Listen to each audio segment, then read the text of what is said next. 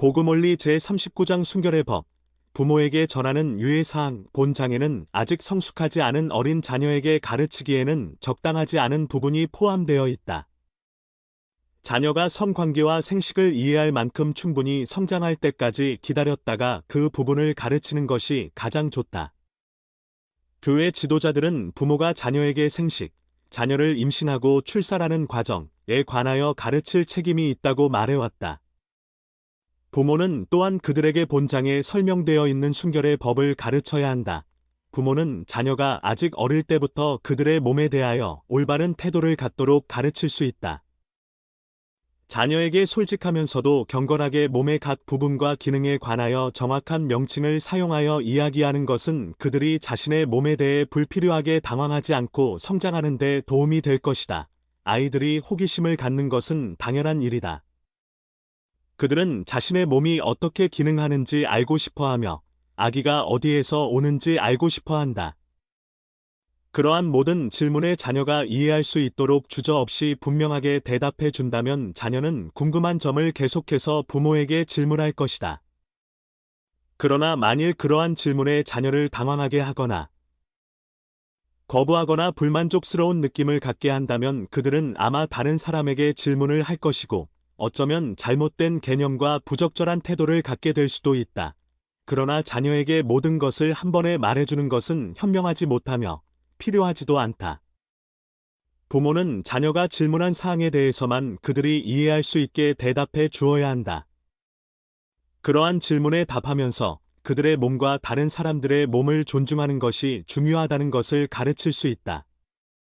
부모는 자녀에게 단정한 옷차림을 하도록 가르쳐야 하며 자녀가 다른 사람에게서 배우는 그릇된 개념과 저속한 언어를 고쳐 주어야 한다. 자녀가 성년에 이르기까지 부모는 그들과 함께 생식에 관하여 솔직하게 이야기해야 한다. 자녀들은 이러한 능력이 훌륭한 것이며 주님께서 우리에게 주셨다는 것을 이해해야 한다. 주님은 우리가 이 능력을 그분이 주신 범위 내에서 사용하기를 바라신다. 어린 자녀는 하나님 아버지로부터 순결하고 무죄한 상태로 지상에 온다. 부모가 기도하며 인도를 구할 때 주님께서 올바른 때에 올바른 방법으로 자녀를 가르칠 수 있도록 영감을 주실 것이다. 생식 능력. 왜 부모는 자녀에게 생식과 순결에 관하여 가르쳐야 하는가? 어떻게 하면 적절한 방법으로 그것을 가르칠 수 있을까? 하나님께서는 각 생물에게 그 종류대로 생육하라고 명하셨다. 창세기 1장 22절 참조. 생식은 하나님 계획의 일부였으며 그것으로 모든 종류의 생물이 지상에 계속해서 존재할 수 있었다. 그 후에 그분은 아담과 이브를 지상에 두셨다. 아담과 이브는 하나님의 영의 자녀였기 때문에 다른 창조물들과는 차이가 있었다. 에덴 동산에서 그분은 아담과 이브를 결혼시키셨고 지상에서 생육하고 번성하라고 명하셨다. 창세기 1장 28절 참조. 그러나 그들의 삶은 본능보다는 도덕적인 율법에 따라 다스려져야 했다. 하나님께서는 그분의 영의 자녀가 가족들 사이에서 태어나 적절한 보살핌과 가르침을 받을 수 있기를 바라셨다. 암과 이브처럼 우리도 이러한 영의 자녀에게 육신을 마련해 주어야 한다. 제1회장단과 12사도 정원에는 이렇게 말씀했다. 우리는 생명을 창조하는 방법을 하나님께서 정하여 주셨음을 선언한다. 니아오나 2004년 10월호 49쪽. 하나님께서는 우리에게 남녀 간의 결혼 생활 안에서만 성적인 관계를 가져야 한다고 명하셨다. 이 계명을 순결의 법이라고 부른다. 순결의 법, 순결의 법이란 무엇인가? 우리는 합법적으로 결혼한 배우자와만 성적인 관계를 가질 수 있다. 남성이든 여성이든 어느 누구도 결혼 이전에 성적인 관계를 가져서는 안 되며 결혼 후에도 배우자 사이에서만 성적인 관계가 허용된다. 주님께서는 이스라엘 백성에게 이렇게 말씀하셨다. 간음하지 말라. 출애굽기 20장 14절. 이 계명을 어긴 이스라엘 백성은 가혹한 형벌을 받아야 했다. 구주께서는 후기에 이 계명을 되풀이하여 말씀하셨다. 교리와 성약 42편 24절 참조. 우리는 순결의 법이 성적인 관계 이상의 것을 내포한다는 것을 배웠다. 제1회장단은 젊은이들에게 기타 성적인 죄에 대해 다음과 같이 경고했다. 결혼한 경우에만 표현해야 할 강력한 감정들을 유발하는 어떠한 일도 결혼하기 전에는 하지 마십시오. 옷을 입은 채로나 입지 않은 채로 정열적인 입맞춤을 하거나 다른 사람의 몸 위에 올라가거나 다른 사람의 은밀하고 성스러운 부분을 접촉해서는 안 됩니다. 다른 사람이 여러분에게 그렇게 하도록 허락해서도 안 됩니다. 여러분 자신의 신체에 그러한 감정이 일어나지 않도록 하십시오. 청소년의 힘을 위하여 소책자 2001년 27쪽 다른 순결의 법을 어기는 것과 마찬가지로 동성애 행위도 중대한 죄이다. 호기의 선지자들은 동성애 행위가 가진 위험성 및 그러한 성향이 있을 수 있는 사람들에 대해 교회가 우려하는 바들을 말해왔다. 고든 B. 힌클리 회장은 다음과 같이 말씀했다. 먼저, 우리는 남녀 간의 결혼이 하나님께서 제정하여 주신 것임을 믿습니다. 우리는 결혼이 주님의 집에서 행사되는 영원한 신권 권능을 통하여 영원할 수 있음을 믿습니다. 사람들은 이른바 게이나 레즈비언이라고 자칭하는 사람들에 대한 우리의 입장을 묻습니다. 이에 대한 저의 대답은 우리가 그들을 하나님의 아들과 딸로서 사랑한다는 것입니다. 그들에게는 강력하고도 통제하기 어려운 어떤 성향이 있을 수 있습니다. 여러 시대를 살았던 사람들 대부분은 이런저런 성향을 가지고 있습니다. 그들이 그러한 성향에 따라 행동하지 않는다면 교회의 다른 모든 회원처럼 앞으로 나아갈 수 있습니다. 만일 그들이 순결의 법과 교회의 도덕 표준을 어긴다면 다른 회원들과 마찬가지로 교회의 징계를 받아야 합니다. 우리는 그들을 돕고 강화하며 그들의 문제와 어려움에 대해 도움을 주고 싶습니다. 그러나 우리는 그들이 부도덕한 행위에 빠지거나 소위 동성 결혼이라고 하는 상황을 고수하고 지지하며 그런 생활을 한다면 그저 침묵만 지키고 있을 수는 없습니다. 이것을 허용한다는 것은 하나님께서 제정하여 주신 결혼의 매우 중대하고 성스러운 기초와 결혼의 목적, 즉 가족을 양육하는 것을 가볍게 여기는 것입니다. 컨퍼런스 리포트 1998년 10월 91쪽 또는 엔사인 1998년 11월호 71쪽 사탄은 우리가 순결의 법을 어기기를 바람, 순결의 법을 어기도록 유혹하는 사탄의 방법에는 어떤 것들이 있는가? 사탄의 계획은 우리가 하나님 아버지께 돌아가 그분과 함께 살지 못하도록 최대한 많은 사람들을 속이는 것이다. 그가 할 수 있는 가장 치명적인 수법 하나는 우리가 순결의 법을 어기도록 유혹하는 것이다. 그는 교활하고 설득력이 있으며 우리가 이 율법을 어기는 것이 죄가 되지 않는다고 믿기를 바란다. 많은 사람들이 그렇게 속아 넘어갔다.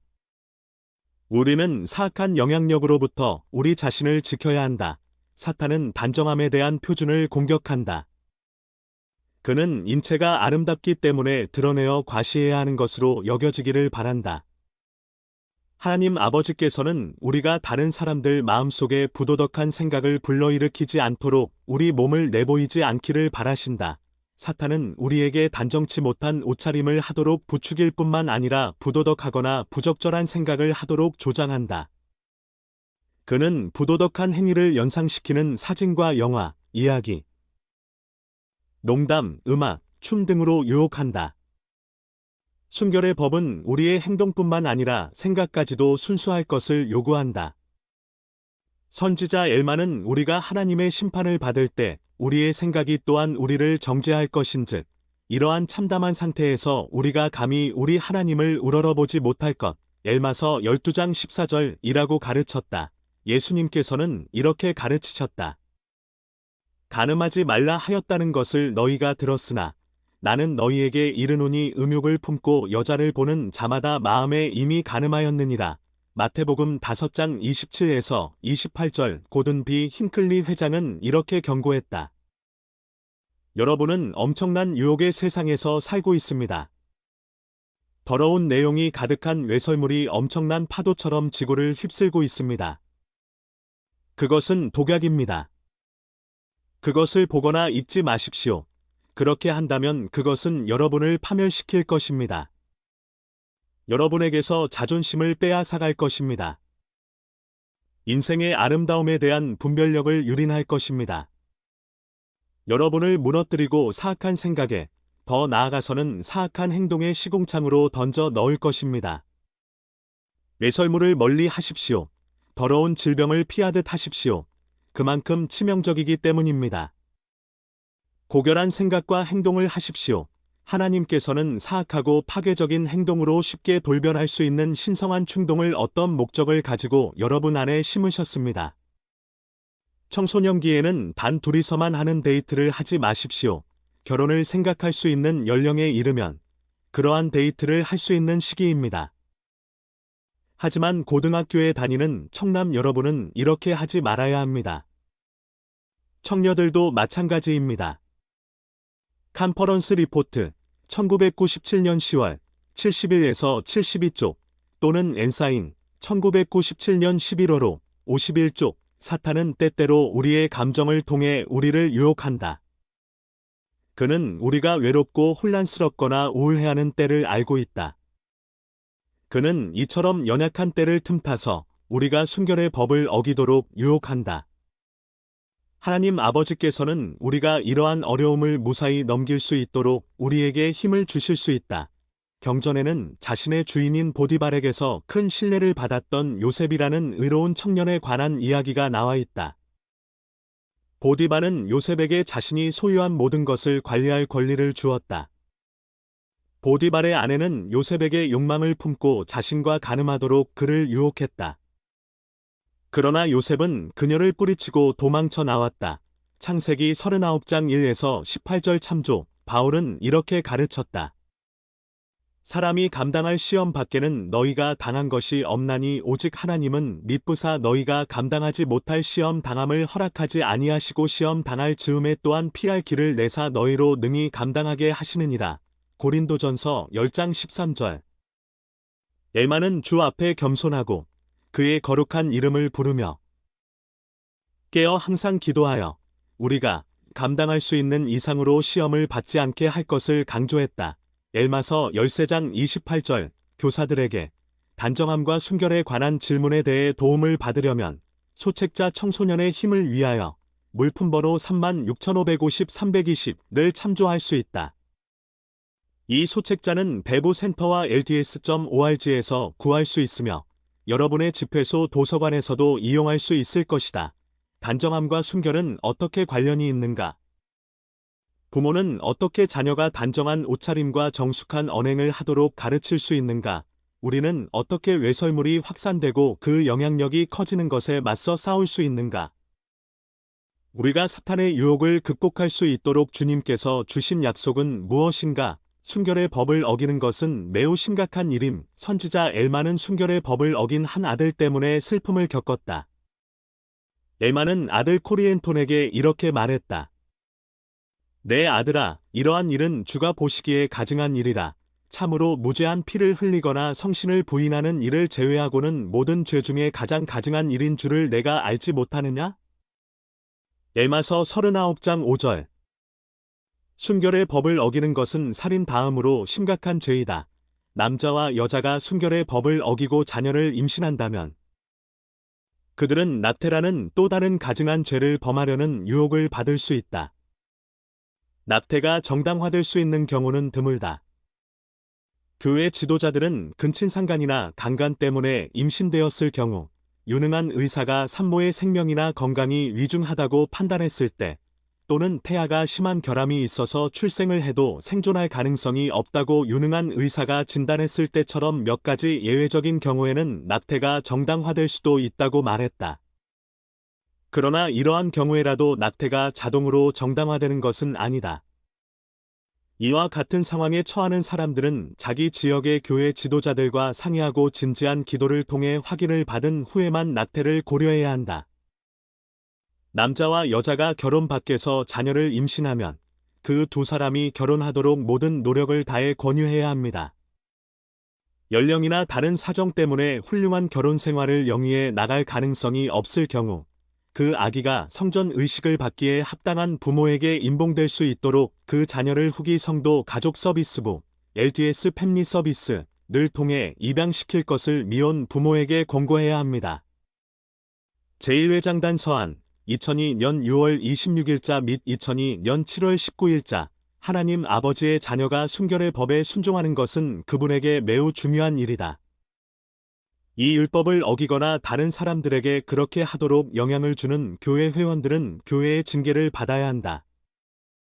순결의 법을 어기는 이들은 용서받을 수 있음, 순결의 법을 어긴 사람들에게도 화평이 올 수 있다. 주님께서는 우리에게 이렇게 말씀하셨다.